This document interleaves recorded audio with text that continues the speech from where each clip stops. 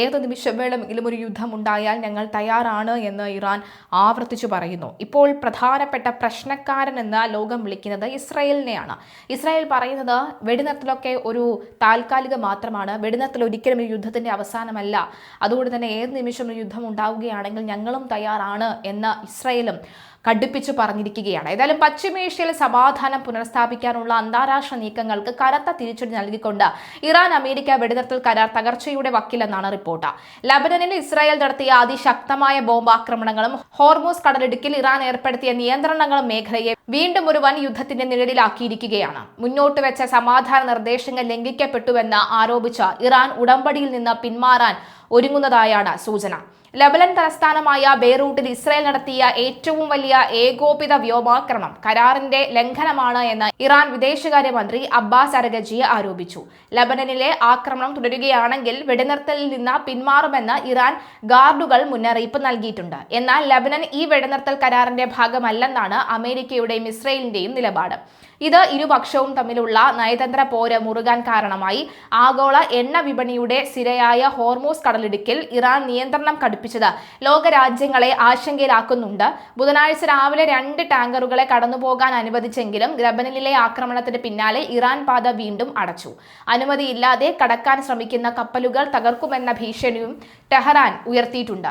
കൂടാതെ ഓരോ കപ്പലിനും $20 ലക്ഷം വരെ ടോൾ ഏർപ്പെടുത്താനുള്ള ഇറാന്റെ നീക്കം എണ്ണക്കടത്തിനെ പ്രതിസന്ധിയിലാക്കും. ഇറാന്റെ 10 അംഗ സമാധാന പദ്ധതിയോടുള്ള പ്രതികരണം സമ്മിശ്രമാണ്.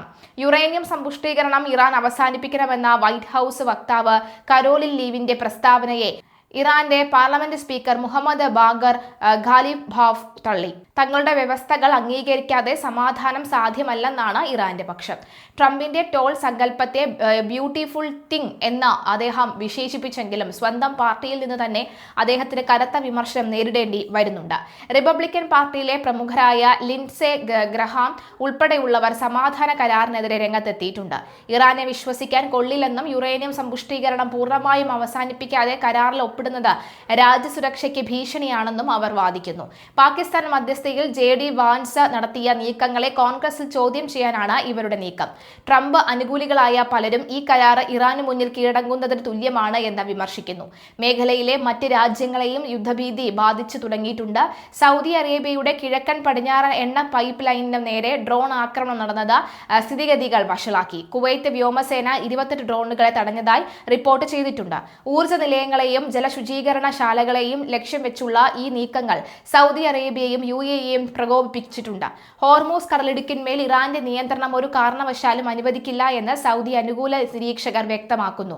ലബനനിലെ സ്ഥിതി അതീവ ഗുരുതരമായി തുടരുകയാണ്. ഇസ്രായേൽ സൈന്യം ഒരേ സമയം 100-ലധികം ഹിസ്ബുള്ള കേന്ദ്രങ്ങൾ തകർത്തതായാണ് അവകാശപ്പെടുന്നത്. ബെയ്റൂട്ടിലെ ജനവാസ മേഖലകളിൽ നടന്ന ആക്രമണത്തിൽ നിരവധി സാധാരണക്കാർ കൊല്ലപ്പെട്ടു. ഈ ആക്രമണത്തെ അധിനിവേശ പദ്ധതി എന്നാണ് ഇറാഖും പാകിസ്ഥാനും വിശേഷിപ്പിച്ചത്. ലബനനെ കരാറിൽ ഉൾപ്പെടുത്താത്തതിനെതിരെ ഇറാൻ കടുത്ത നിലപാടിലാണ്. അമേരിക്കൻ പ്രതിസന്ധികൾ ചർച്ചകൾക്കായി പാകിസ്ഥാനിലേക്ക് തിരിക്കാനിരിക്കെയാണ് ഇത്രയും വലിയൊരു വിള്ളൽ കരാറിൽ ഉണ്ടായിരിക്കുന്നത്. Vice president JD Vance, Jared Kushner തുടങ്ങിയവർ ഇസ്ലാമാബാദിൽ എത്തുന്നതോടുകൂടി പുതിയൊരു സമവായത്തിന് ശ്രമിക്കുമെങ്കിലും ലബനനിലെ സാഹചര്യം ഇതിന് തടസ്സമാകും. വിദേശ ഫണ്ടുകളും ആയുധക്കടത്തും തടയാൻ കപ്പലുകൾ പരിശോധിക്കേണ്ടതുണ്ടെന്നാണ് ഇറാന്റെ വാദം. എണ്ണവിലയിൽ ഉണ്ടായ വൻ ഇടിവ് ആഗോള വിപണിക്ക് താൽക്കാലിക ആശ്വാസം നൽകുന്നുണ്ടെങ്കിലും ഹോർമൂസ് കടലിടുക്കിലെ അനിശ്ചിതത്വം ഈ നില നീണ്ടു നിൽക്കാൻ അനുവദിക്കില്ല. ബ്രെന്റ് ക്രൂഡ് വിലയിൽ 13% ഇടിവുണ്ടായിട്ടുണ്ടെങ്കിൽ ടോൾ ഏർപ്പെടുത്തിയതോടുകൂടി വില വീണ്ടും ഉയരാൻ സാധ്യതയുണ്ട്. കപ്പൽ ഗതാഗത ഭീമന്മാരായ ഈ മേർസ്ക് പോലെയുള്ള കമ്പനികൾ മേഖലയിൽ കനത്ത ജാഗ്രത പാലിക്കാൻ നിർദ്ദേശിച്ചിരിക്കുകയാണ്.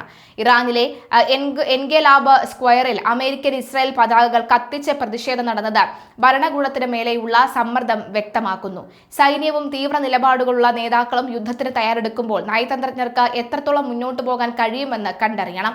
ഹോർമൂസ് കടലിടുക്കിനെ ടെഹ്റാൻ ടോൾ ബൂത്ത് ആക്കി മാറ്റാൻ അനുവദിക്കില്ല എന്ന ഉറച്ച നിലപാടിലാണ് അമേരിക്കൻ പ്രതിരോധ വിഭാഗം.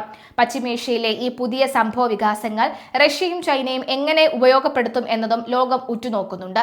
ഇറാന്റെ സൈനിക ശേഷി വീണ്ടെടുക്കാൻ ഈ രാജ്യങ്ങളുടെ സഹായം ലഭിക്കുമെന്ന ആശങ്ക അമേരിക്കൻ കോൺഗ്രസിൽ അംഗങ്ങൾ പങ്കുവെക്കുന്നു.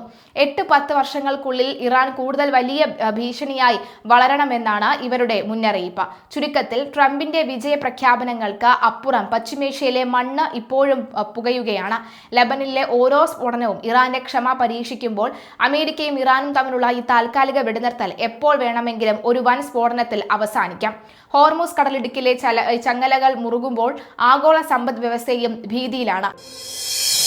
മലയാളി വാർത്ത plus, like, share and subscribe.